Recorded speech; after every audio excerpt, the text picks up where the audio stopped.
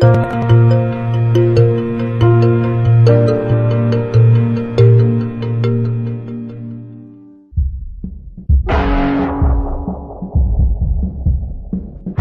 computer hacker group Anonymous is claiming tonight that it took down the website of the Federal Appeals Court in San Francisco this afternoon. They took down Senate.gov servers. They've taken down HB Gary. Sony's claiming they did $150 million worth of damage. So many confidential files that tonight, because of these hackers, can be in the hands of anyone. Visa, MasterCard, the PayPal situation. The criminals who hacked into Sarah Palin's private email. The Church of Scientology says Anonymous is a cyber terrorist group of religious bigots. Anonymous and this other group called Lulz Sec. They seem to be wanting to prove a point. Anonymous kind of was like the big, strong, buff kid who had low self-esteem. And then all of a sudden punched somebody in the face and was like, holy shit, I'm really strong. And Anonymous calls itself the final boss of the internet. And sometimes it proves to be really fucking true. You are going to violate the freedoms of the internet, you certainly better watch the fuck out. They are kind of the rude boys of activism. There's a real rough edge to them, which I think also is one reason why they garner so much love and hate from people, too. They represent a certain sort of chaotic freedom. Individual, young, nameless, faceless folks are having geopolitical impact. I mean, it's both exhilarating to realize that and terrifying to realize that. It kind of depends on how that power is wielded. We are legion. We do not forget. Expect us.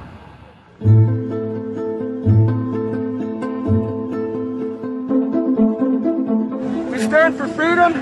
We stand for freedom of speech, the power of the people, the ability for them to protest against the government, to right wrongs. No censorship, especially online, but also in real life.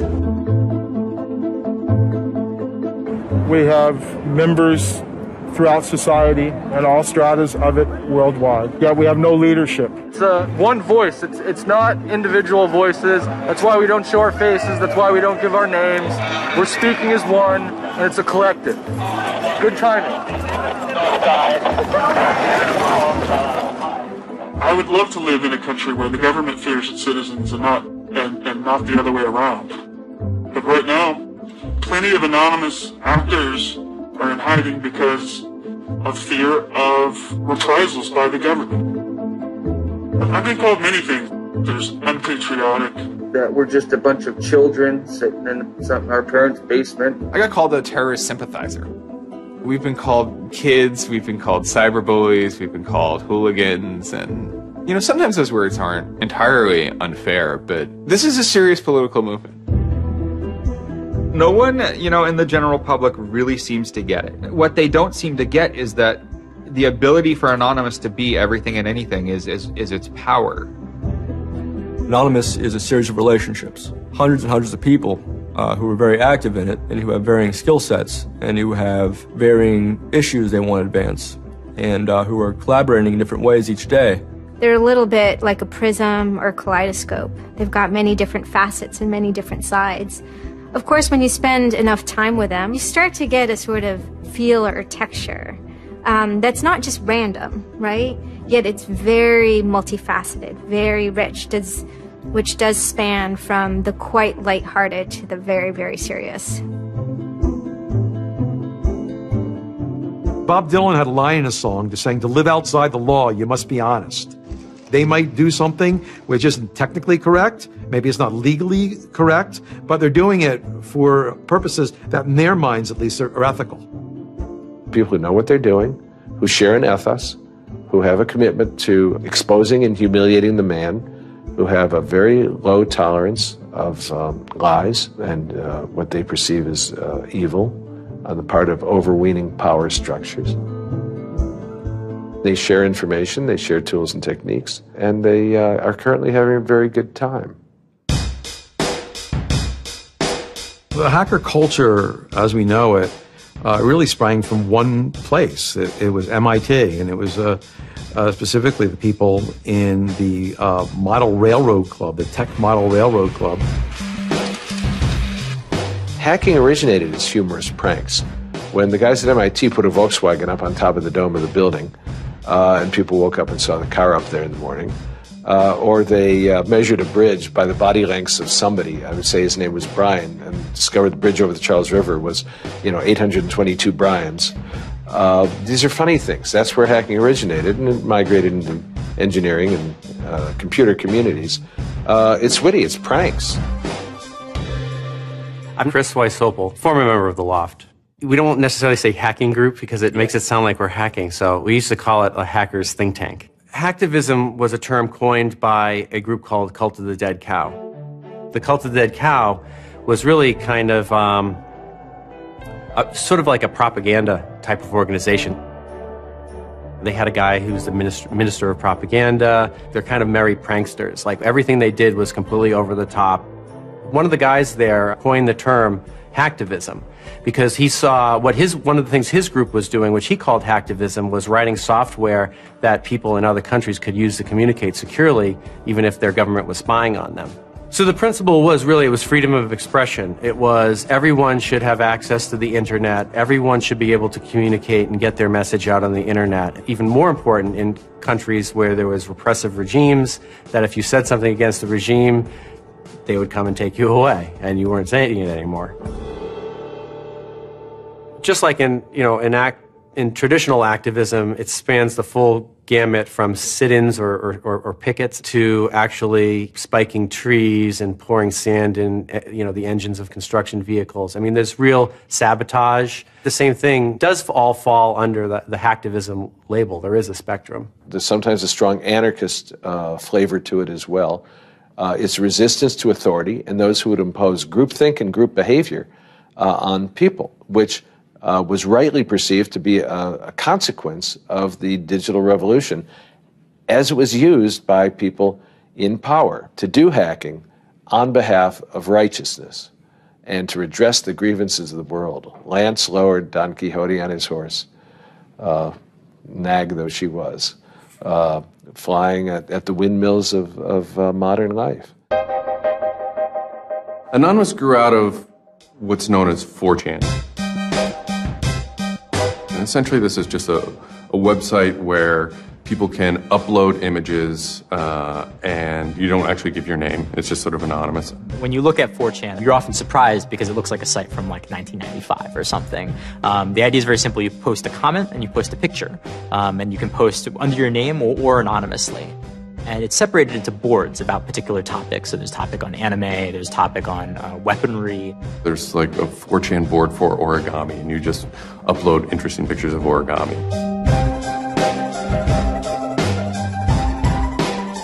And then there was a group called the B board, which essentially was for like anything goes. The first time anybody goes on B, it's kind of an instant revulsion. Because there's never a time that you go on there where you don't see something horrible. That instantly puts off a lot of people. The idea is post something that can never be unseen.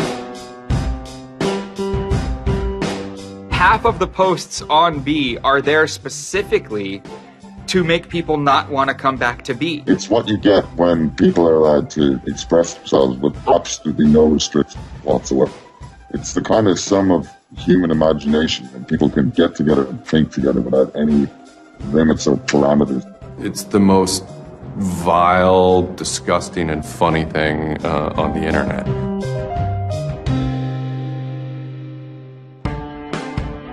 One of the important things about 4chan is to have a thread that really explodes and lasts for a long time. If it doesn't, then it disappears. It's a site that's not archived. So it creates conditions for anything that grabs attention at some level. And so humor and grotesqueness as a result are quite good for that. I'd rather just be referred to as anonymous, I guess, in any interviews, because I have some docs out on me. 4chan's just where I went to. I grew up on it, and I lived there. That's just what I did for fun. It takes a thick skin to enjoy it. But, you know, as long as you're not offended, you'll occasionally come into something really cool or really creative on 4chan. I think the most interesting thing about it is how you can watch memes evolve. You'll see something posted one day, and then a week later it's got 50,000 derivatives of it. A meme is basically just an idea. It's kind of like a gene, but in the realm of the idea. A lot of the great internet memes that we all know and love, you know, lolcats, right? You know, little cats doing funny things, and then they have, you know, Icon has cheeseburger, right? All that stuff seems to start in this like petri dish that is 4chan B-board.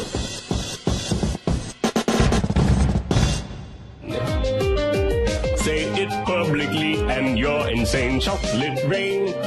Name any meme from the last about 6 years, and I'll bet you either in its first posting ever was on 4chan, or at least one of its earliest revisions that became what it was on 4chan.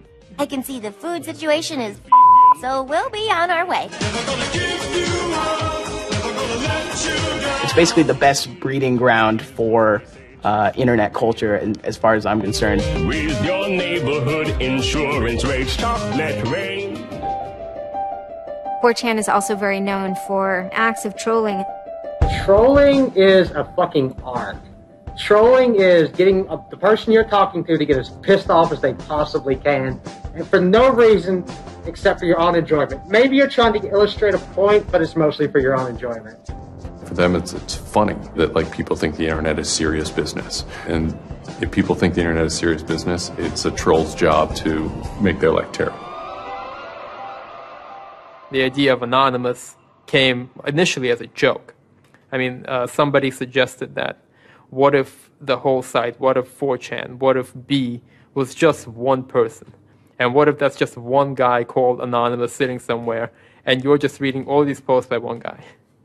And it kind of looked like that from the outsider's perspective. I mean, there's no way to tell the difference. It might as well be one guy. Fox News did a very famous segment about it. They call themselves Anonymous. They are hackers on steroids, treating the web like a real-life video game, sacking websites, invading MySpace accounts, disrupting innocent people's lives. And if you fight back, watch out. Destroy. Die. Attack. Threats from a gang of computer hackers calling themselves Anonymous. I've had 7 different passwords and they've got them all so far. Anonymous hacked his site and plastered it with gay sex pictures. His girlfriend left him. She thought that I was cheating on her with guys. As long as I can think back, Anonymous have done some pretty off-color things in the name of getting cheap laughs, you know. But, I mean, that's part of the culture. They get what they call lulz. Lulz is a corruption of LOL, which stands for laugh out loud. Anonymous gets big lulz from pulling random pranks. For example, messing with online children's games like Habbo Hotel. Habbo Hotel was this online community where you had an avatar and you walked around and talked to other people. It was kind of like an early version of, you know, World of Warcraft or Second Life or any of those virtual worlds. What the people on B did was invade Habbo Hotel, created, you know, thousands of avatars. They all had this one uniform of a black guy with a big afro wearing a black suit. And so there would be thousands of these people, black guys, black suit, you know, huge afro, walking around this world, and they would do things like form a swastika out of themselves. And I think that was a real landmark because it was when they were able to see that, you know, they can use their numbers to do something really interesting and really disruptive. So we blocked the entrance to their pool, and that just pissed them off so fucking much. It was fucking beautiful. That was fucking just wonderful. Wonderful times. Those kids love that pool. They love the shit out of their pool. The goal was actually to offend everyone, simply because the idea that we could offend you by drawing a little shape on the screen was stupid to the people involved in it. They were like, really? You're going to get that mad over us just drawing this on the screen? Wow. Well, you need to refocus a little on life, because this should not be upsetting you that much. All these different organizations online, whether it's 4chan, or just any website, there's typically a community aspect to it. This is where people have their social relationships. This is where their friends are. This is where they have a creative outlet. And so all those aspects are going into groups like Anonymous, where people feel like they're part of a bigger thing and they're able to express themselves within that group. There were certain words, certain phrases, certain ways people respond to things, certain images that were posted that created a pattern, and that pattern was, I guess, the origin of what is now Anonymous. It's like Freemasons with a sense of humor, in so much as they have this common symbology, and one of their chief joys, which is kind of wrapped up in power and secrecy, was the fact that they could recognize each other by referencing these symbols, referencing these phrases. Over 9,000. It's over 9,000! I lost my iPod. Mudkips, anything involving mudkips. So you have this weird sort of international culture developing with people, across the world, wherever they may be. In late 06 and, into early 07, there's a bit of a sea change where instead of just posting a bunch of content or randomly saying we're going to go over to some website and post a bunch of dirty comments against someone, it becomes a little more organized. Welcome to the Hal Turner Show. They went after a guy named Hal Turner. I am being discriminated against because I'm white.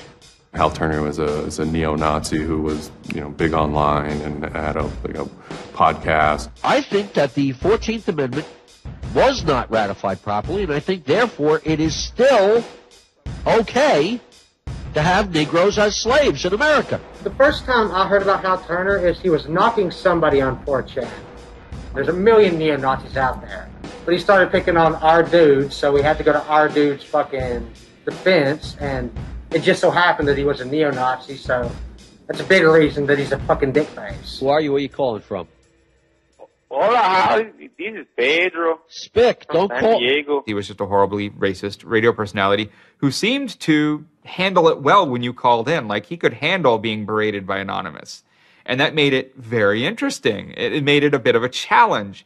It wasn't some guy who just either crumbled or stopped answering the phone. It was a guy who would yell back. Hal Turner wasn't the first, actual person that, Anonymous had caused trouble for, but the circumstances ended up being significant. They DDoS'd his website, stuff like that, costing him thousands of dollars, bandwidth fees. Denial of service has been around for a long, long time. The equivalent of if you, for some reason wanted to disrupt a bus service, right? You can hire 1,000 extras to all go and line up at the bus station, right, and get on the bus. And so then anyone who was really trying to get on the bus couldn't do it, right?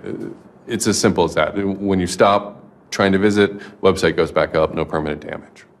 We DDoSed him, and then we kind of trolled him in real life. We sent countless pizzas to his house. We signed him up for escorts on Craigslist. We sent a bunch of pallets of industrial materials to his house, which he ultimately had to foot the bill for. And basically, we destroyed his ability to pay for his radio show, and that took him off the internet. And then they ended up getting some real hackers to help them out. This wasn't sort of pranks. They actually were able to get into Hal Turner's private servers and his mail servers and find some interesting emails that he was serving as an FBI informant, which, if you're a right-wing neo-Nazi, is not a good thing to be. And obviously him being an FBI informant and also his reaction, his sort of douchebaggy reaction to the raids, damaged his credibility within the white nationalist scene, which is a shame. Hal Turner's gone. He's been prosecuted by the feds for threatening judges. What follows is a period of confusion and anger in which, the original Anonymous people, the sort who want to keep Anonymous as this nihilist little, ridiculous group, are upset that now, that the most terrible thing on the internet is now becoming a force for good all of a sudden.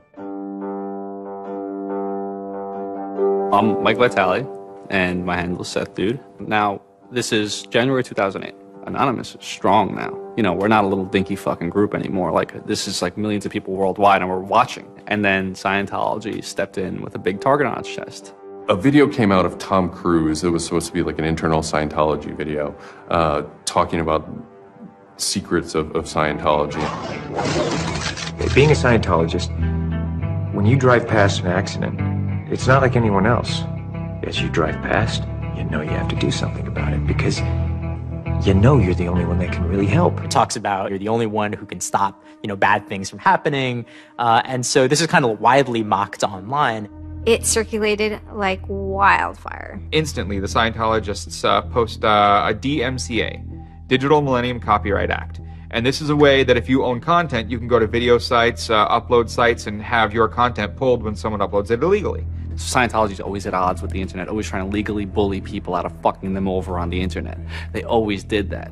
And then here they are trying again, but you know what? Anonymous saw that and they said, oh, you guys just fucked around badly. Like, you're trying to censor our internet. Are you trying to take a joke away from Anonymous? Like, you don't do that. A few people on 4chan posted, hey, we should grab that video and post it on a few other sites.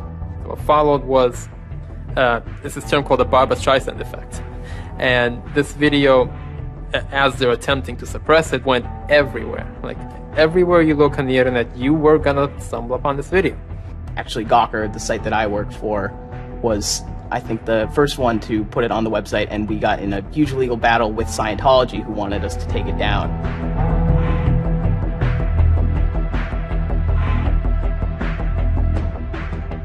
Scientology is an interesting target because in some ways it's the perfect inversion of what geeks and hackers value. At so many different levels: science fiction, intellectual property, discourses of freedom, science and technology. It's very proprietary. It's closed.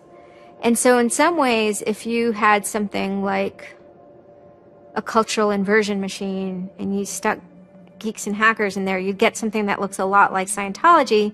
So it's quite offensive, and there's a real pleasure in attacking your perfect nemesis. And people who knew what Anonymous was to begin with were like, oh my God, Anonymous is going to go to war with Scientology. This should be really interesting. Especially because it's two weird-ass groups.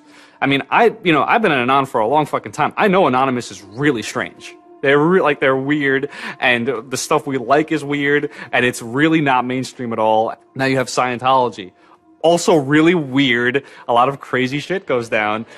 Anybody on the outside who's seeing this is going, let's watch these two retards fight. Like, both their pants are going to fall down, they're going to triple, and then it's going to hurt everybody, and it's going to be hysterical. And then that's when 4chan kind of reared into action, really reared into action. And they started to troll the Church of Scientology. And this took the form of pranking the Dianetics hotline, ordering pizzas. I go to call them on the phone, and it's busy. And that's their main fucking Dianetics hotline. Their Dianetics 800 number, you can't get through because Anons have completely fucking clogged it. And just probably saying stupid shit. The whole idea was just you call them just to keep them on the phone. What's an Elron? How do I Dianetics my face? They were not expecting that, and they couldn't handle it. I'm Brian Mettenbrink. I had just gone to 4chan just on pure happenstance, and I saw a post about the Scientology thing, and I started looking up stuff, and I'm like, oh, this is actually for a decent cause. I think I'll, do this. Anonymous members have developed a distributed denial of service attack tool called Low Orbit Ion Cannon, which is a name taken from a computer game. Low Orbit Ion Cannon is what's called an endgame weapon in Red Alert. All you had to do was literally follow instructions, step by step. You do it, you put in the site, you see that the IP is correct, you make sure that all these settings are good, and you hit the button, and off it goes. And what it does is it tells Scientology.org, in this case, it tells them to send their website to my computer about, I think, it was 800,000 times in a weekend, and I'm pretty sure I probably took it down myself a couple of times. It felt like you were making a difference, just you yourself, and you didn't even have to leave your home, And one of the guys said, we need to make a video. We have to make a video. Hello, leaders of Scientology. We are Anonymous. When the video came out on January 21st, that was one of the first times that Anonymous, as a culture, started referring to itself as Anonymous as a movement. That video probably changed everything. We are Anonymous. We are Legion. We do not forgive. We do not forget. Expect us. It basically looked like if a computer was going to tell you that he was going to beat the shit out of you, this is what it would look like. That one video really galvanized that moment of innovation.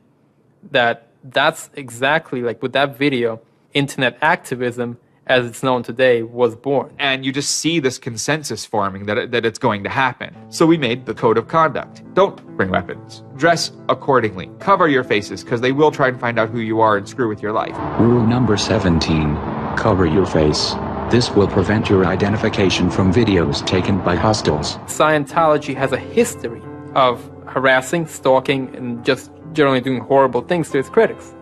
So people needed a way to hide their identities. A lot of people had very legitimate fears. They don't want to be followed home. They don't want to be stalked. They don't want to put their families and themselves in danger. Everyone was going, well, we're going to wear a mask. What's the only fucking mask that we all already know or have a joke about? And it's the Guy Fawkes mask. You see the movie V for Vendetta, the ending scene where everyone's wearing the Guy Fawkes mask. That is very reminiscent of what Anonymous thinks Anonymous is.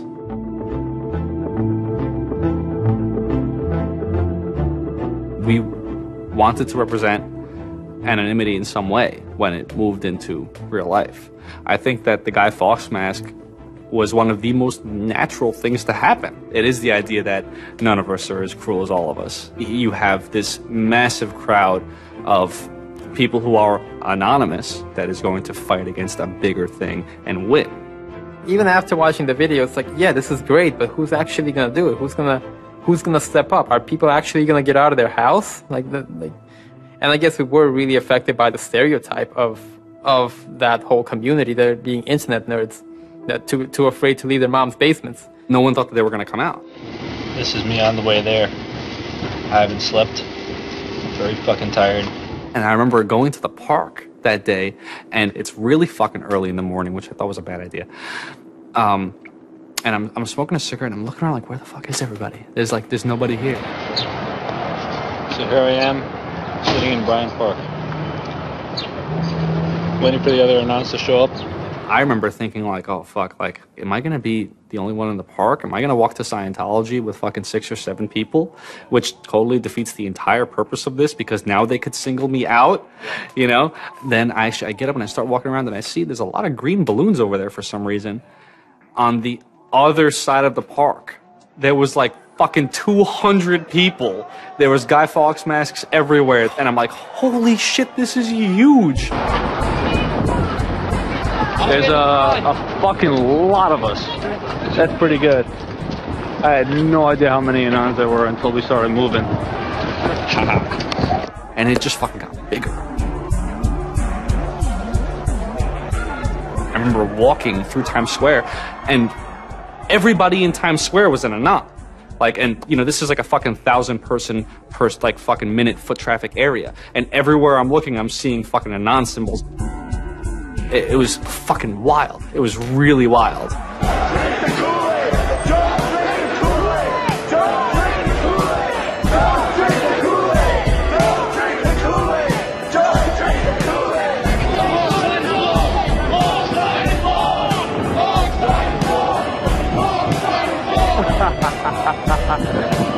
This is our fucking race. Hell yeah! So we start getting numbers in. And Sydney. We're thinking that it's going to be 50 people. And before 10 a.m., before even time, there's already 50 people there. And there's still streams of people walking down the streets. A couple hours into it, because I didn't go to bed until 1 in the morning, you're looking at Sydney as, wow, there's 250 people in Sydney. The cops are estimating higher than that for their reports. What just happened? Adelaide, Perth, and Melbourne happened. And, over 200 at each of them. We nearly broke 1,000 leaving Australia. Now, the next protest was Tel Aviv, which had actually gotten its first Scientology building right before this. There were Palestinians and Israelis at this protest, both holding their flags. And at one point, they actually switched flags and held up each other's flags and whatnot. It was awesome to see.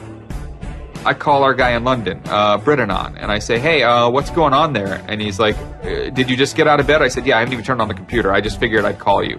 And he said, we've got 600 people, and the cops are really, really mad at me.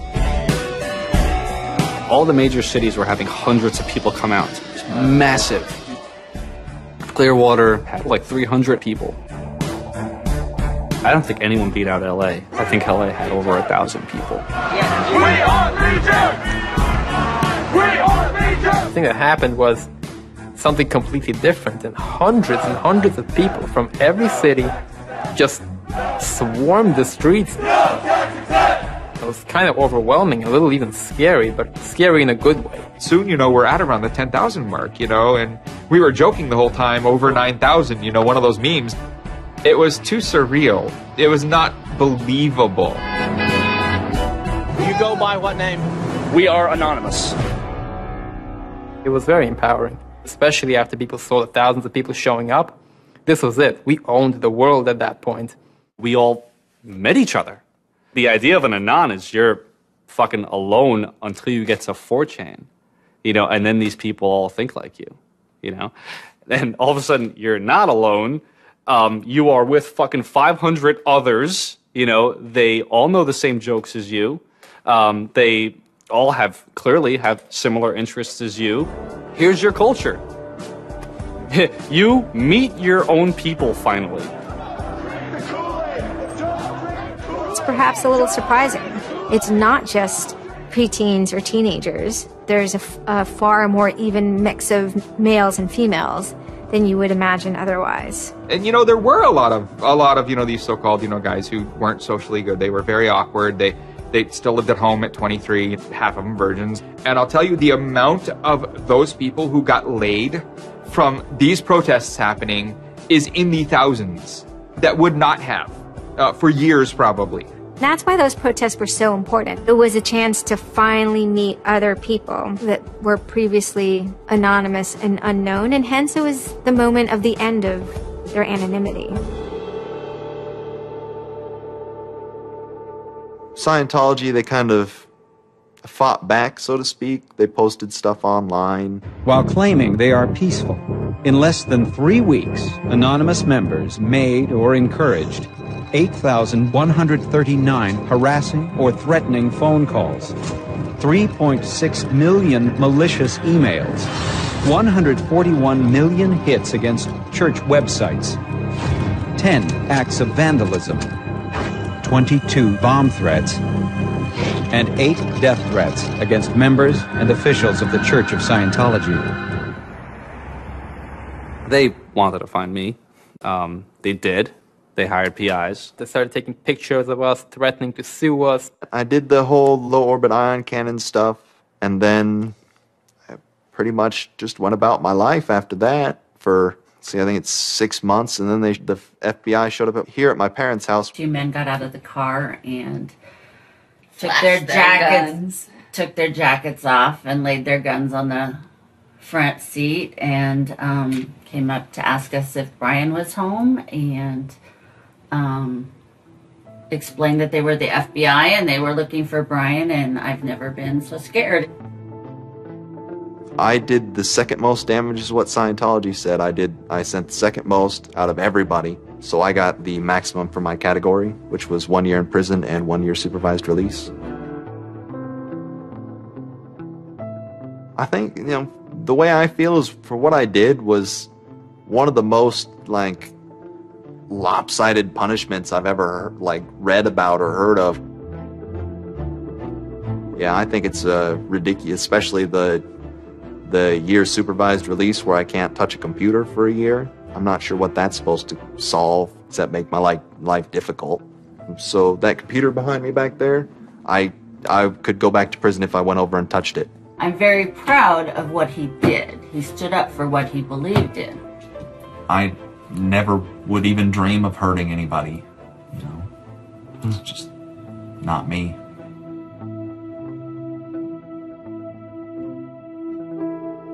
Prior to Anonymous, critics of the church still had to be very, very careful because of the aggressive lawsuits that were launched against academics, journalists, and other critics. I would say that era is over. And Anonymous, more than any other sort of intervention, is probably responsible for that change. This actually caused a decent rift in Anonymous. There was one big group, significant group of people who would say, this Chanology stuff, it's cancer, it's awful, it's bad, it's just bringing attention to us that we don't want. One Anon said it well once. There is no leader. Their ops have momentary leaders, de facto leaders. Almost through meritocracy, there's more respected or more persistent participants. Some people participate in a single operation and are never heard from again. It might even be a housewife who just, agrees with that political statement or that protest. I like to describe this with the picture of a bird swarm. Everybody's flying very, very quiet. Suddenly, one bird flies into the other direction and the mass fly into the same direction, following that person. It's totally okay to say, I'm sorry, I don't take part. When Chronology was running full force, it was like a kid stretching for the first time and actually seeing the real power. If you had asked me all throughout 2008 and most of 2009, is the politics of Anonymous always going to be sutured and hinged to the Church of Scientology? I would have said yes. And it became unsutured, unhinged, when a different political wing was born in 2010.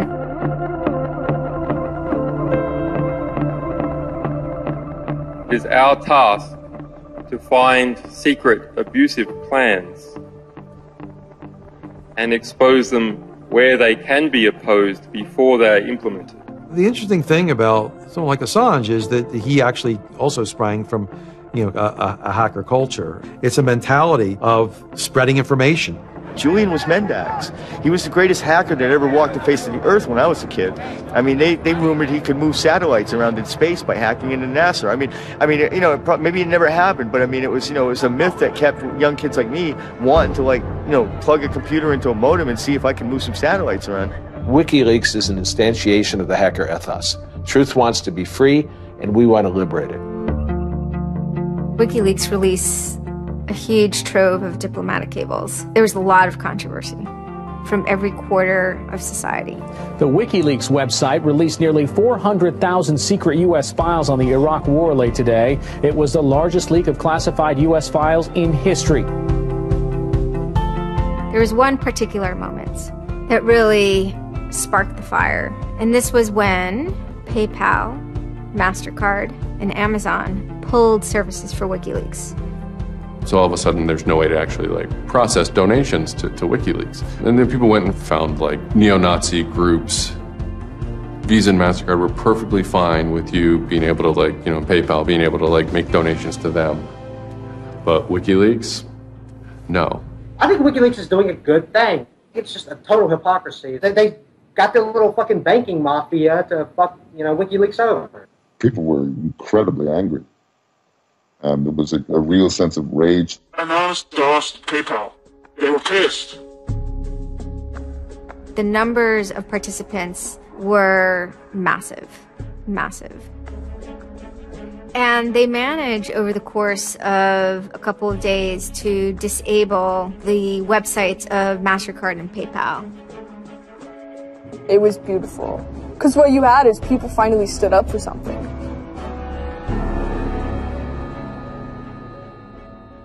My name's Pete Fine. You can call me an internaut or a hacktivist. Telecomics is an ad hoc cluster of volunteer net activists who have spent much of the last year trying to keep the internet running in the Middle East. In kind of the lead up to the Egyptian revolution, we would tweet on people's behalf. We would get people from Egypt who were unable to access Twitter on their own on our IRC network, and we would take reports from them and tweet them out using our account to kind of help them get the word out about what they were experiencing. Some of this shit is personal. And one of the things about the movement as a whole, when Egypt rolled around, is that Egypt broke us emotionally. Watching in real time with live feeds that we helped set up, Egyptians get massacred with machine guns. It was different, and I have never in cyber activism wept before. It's never bothered me like that. It's never been able to touch me the way Egypt touched me. And then January 27th, January 28th rolls around, and the Egyptian government starts shutting down the internet. I mean, just for the whole country. The whole country. There's this fantastic traffic graph that you can see the traffic coming out of Egypt, and it looks like, you know, like this, and it goes like that. Just totally stops. And we were just shocked. We were just like, what the fuck? Like, what the fuck? To think that a country would completely cut itself off as much as it was able to from the outside world was pretty unthinkable. You know, we know bad things go on in the dark places. That's the kind of thing that could start riots. I think when Mubarak did what he did, I think it really upset people here as well as in the Middle East. I put myself in their place, and I found myself in a desert of nothingness because he just wiped out everything that my world incorporated. That just showed me and everybody else that the same thing can happen at any time, at anywhere, in any government. Anonymous and the people on the internet stood up and said, go fuck yourself. You want to shut down their internet? Fine. The people on the internet will show them how to turn it back on. A lot of my friends helped with encryption, helped people on the ground in those countries validate SSL keys and certificates, and really showed them how to subvert their government and become free. And then Telecomics started to tweet connections to the internet, dial-up connections. In Egypt, the care package we put together included some kind of our comms information, the ham radio and dial modem details. In total, we helped coordinate and run about 500 dial-up modem lines.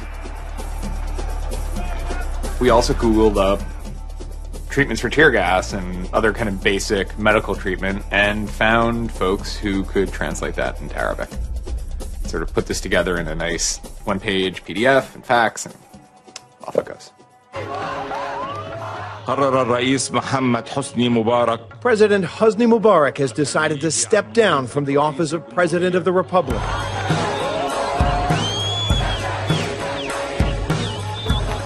When Mubarak left, it was a hell yeah moment. People can rise up. People can make a change. And I think for a lot of people in America, it was the first time they had seen people rise up and take down their government and say, we're sick of this shit. We're sick of the oppression. We're sick of living as slaves to your power. We had Egyptians come thank us as we're doing this stuff, and I said to them, like, look, you guys just get our back if stuff goes down here. It's a revolution that was facilitated by the internet, by Facebook and by Twitter. Not caused by it. I mean, 50 years of dictatorship has caused the Arab Spring. But the internet has certainly been helping. Although it was awesome and it was one part we were fighting for me it was quite clear that it's not the end of the story. That it's not suddenly changing into rainbows and nine cats or whatever, but that we now have to watch even more. Suddenly on February 5th, Financial Times article comes out that we all see. And it's quoting this guy named Aaron Barr, who's the CEO of HP Gary Federal, which is an intelligence contractor.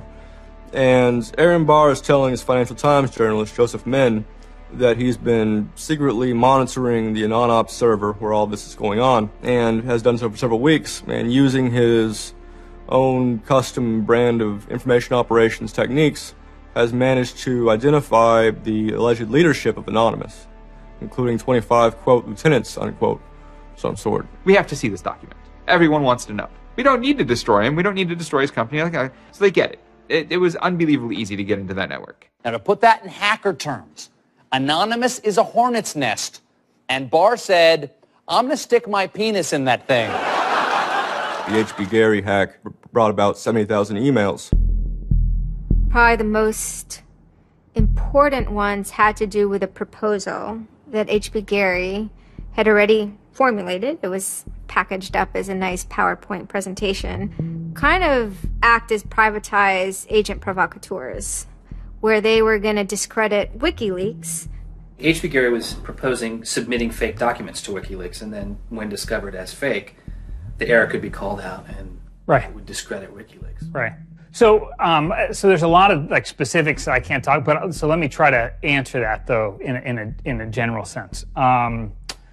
First of all, it's probably no surprise to anybody. I'm not a big fan of WikiLeaks. I think that the broad purpose of trying to get as much information, proprietary or classified information for the government, expose that, is an extremely destructive and dangerous purpose. The proposals involve conducting information war on WikiLeaks and its supporters, creating dissension within WikiLeaks, DDoS attacks. You also wanted to launch cyber attacks on WikiLeaks infrastructure to get information on document submitters. Well, one thing I guess I want to make sure is clear is, none of those activities had actually occurred.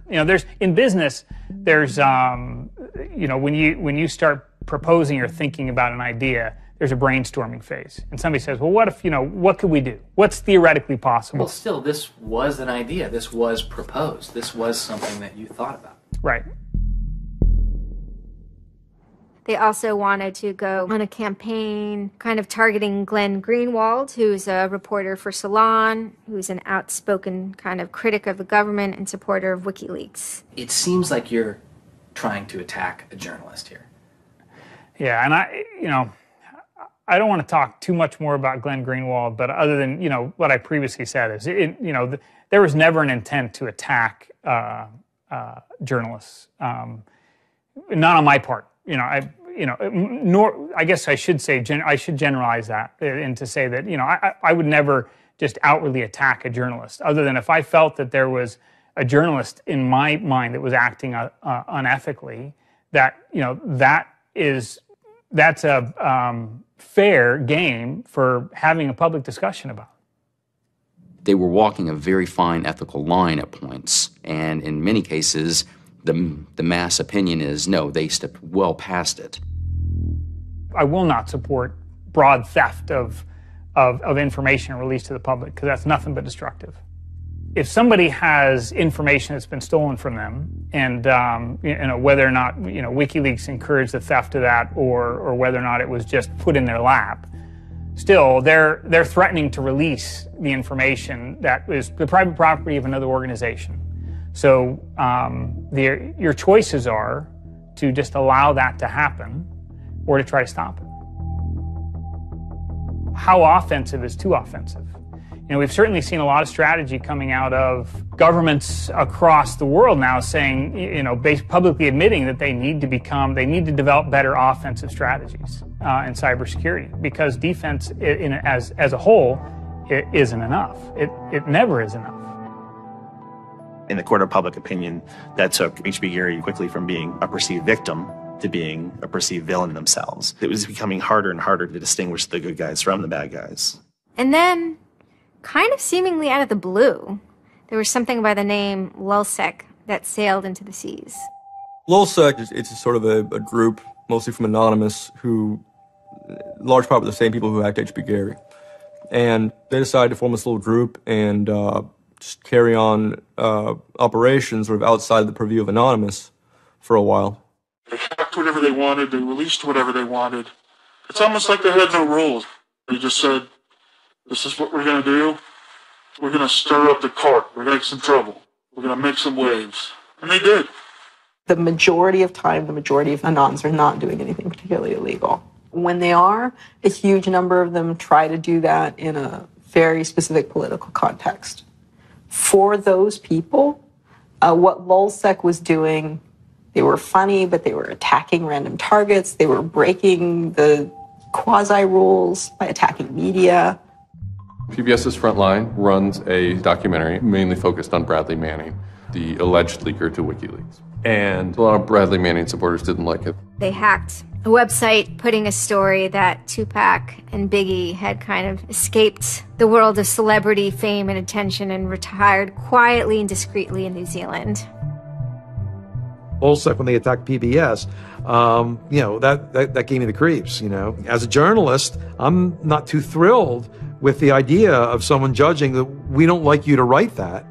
We don't like your reporting, so we're going to shut down your website. I'm uncomfortable with that. It could be me, and I could be writing something about a group that they didn't like, and I'm happy to sit and talk with them about it, but don't shut my website down.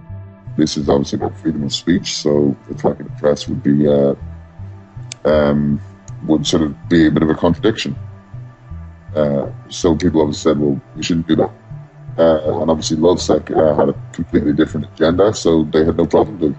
Hacktivism started to become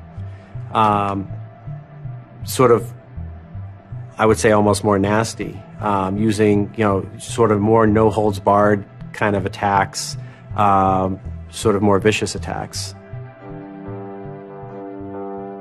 They sort of saw themselves as going out there, breaking into like anything, everything, governments, corporations, police departments, largely for the same reasons Anonymous would. They went after Arizona for immigration policy, 50-day run, causing mayhem, havoc, and then ended it. The computer hacking group Lulz Security has announced it's disbanding, saying it had achieved its mission to disrupt government and corporate organizations for fun. I call this whole thing the rise of the chaotic actor. And chaotic could be chaotic good, neutral, or evil. If you go back to the old Dungeons and Dragons charts. And some people see Ops initially, let's stick with Anonymous, as chaotic good. They saw Operation Payback, or they saw attacking Scientology, and they say that's good. It's like Robin Hood, right? Chaotic good. Outside the system, but doing something good. Other people saw Anon as chaotic evil, like the Joker. They just want to see the world burn and doing potentially irreparable damage. And the truth is, yes, it's the entire column of chaotic. I'm actually a little less concerned about some of the things LulzSec's done and more concerned about the next generation of LulzSec, the next turn of the crank of who takes it further or is more aggressive. Whoever fights monsters, should see to it they don't themselves become one. Really, as powerful as they seem to be, LulzSec and Anonymous are really small potatoes compared to the bigger operations that are going on that we don't hear about, maybe operations funded by government. 16 people were arrested today, but dozens of FBI agents targeted alleged members of the loose-knit hacking group. Armed with search warrants, agents hit 6 homes in New York, along with locations across the country. The people arrested yesterday were suspected of attacking PayPal's website after the company shut off payments to WikiLeaks. Defenders of the hackers say they're merely engaged in civil protest, but FBI officials worry the disruptive cyber attacks could move in a more dangerous direction.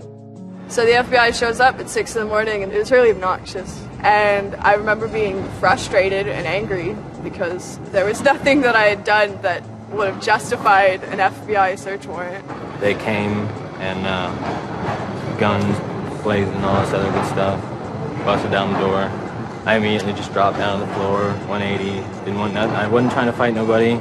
Even if you accept what the government is saying is true, what is important is that people are participating in the process. It is very much the process. It is sitting in a counter in Selma, Alabama, 500 Freedom Riders refusing to allow people to go and sit in at a segregated lunch counter. They write books about that stuff. It is demonstrating at a street corner saying no to a war. It's just a different, it's just a different vehicle. It's the same result. There's always going to be legal consequence when you decide to break the law. That comes with the territory. And it would be naive not to expect that. The question is whether the punishment will be proportional to the crime. And I suspect it might not be. People will be watching very closely to see how these cases proceed, on what grounds, and whether there's any room during the trials to think, especially of the denial of service attacks, as a legitimate form of protest. So much of our lives are now configured, at least in part, on the internet. So we better start thinking about how we claim parts of the internet as spaces that we can also protest in. There is a certain online culture that believes in certain values, like freedom of expression. They're against corruption. They're against governments controlling their citizens. And when they see those values harmed in some way by some organization, the hacktivists strike back. I don't think this whole issue is a technical hacking thing. This is more about human philosophy and psychology. What's motivating us? Why is there so much unrest or disenfranchisement or anger that would lead people to want to take matters in their own hands and join these? Whether you think it's bad or not is irrelevant. It's not going away. The part of me that likes the ability to have rapid destabilization and change loves this. The part that knows how powerful it is means it's a force multiplier for good or for evil. And how that power is wielded and how we want to self-regulate is going to be the most deciding factor in if this is a menace or a benefit. I certainly don't think most of the conversations in law enforcement or the government are informed enough to know how to deal with this. I suppose the question you really want to ask is, would I do it again? And honestly, after thinking about it, I felt that I did what was right. I had a belief, I still do, that what I did was the right thing, and hopefully someone got some good out of it. You know, I'd love to think that maybe I stopped someone from joining a cult, you know. Probably wouldn't tell on myself next time, but, you know, I don't think I would have changed a single thing other than the whole talking to the FBI thing. Just that little Yeah, just the little detail that kind of changed everything, yeah. I'm angry. Occasionally I have small breakdown moments of terror, but I haven't stopped believing what I believed. I haven't stopped wanting to fight. I haven't stopped caring. Show me what democracy looks like! Show me what democracy looks like! There's a lot of people in Anonymous who feel very deeply and very sincerely about their contribution towards democracy around the world. And I think that's one of the main things that I'm most proud of about Anonymous. There are things that I'm not proud of about Anonymous, but we stand against censorship and we stand against oppressive governments, even our own. It's a very noble thing. And history teaches us that change simply doesn't come with flowers. It doesn't work. No? If they say I'm a criminal, damn, well, then I will be one. I don't care if you're a Democrat or a Republican or an independent, or if you like Ron Paul, or if you worship pigeons or Scientology, or if you're Catholic or atheist or Methodist. I don't care about that. Your opinion matters. I don't care if I disagree with it. I don't care if I hate your guts. Your opinion matters.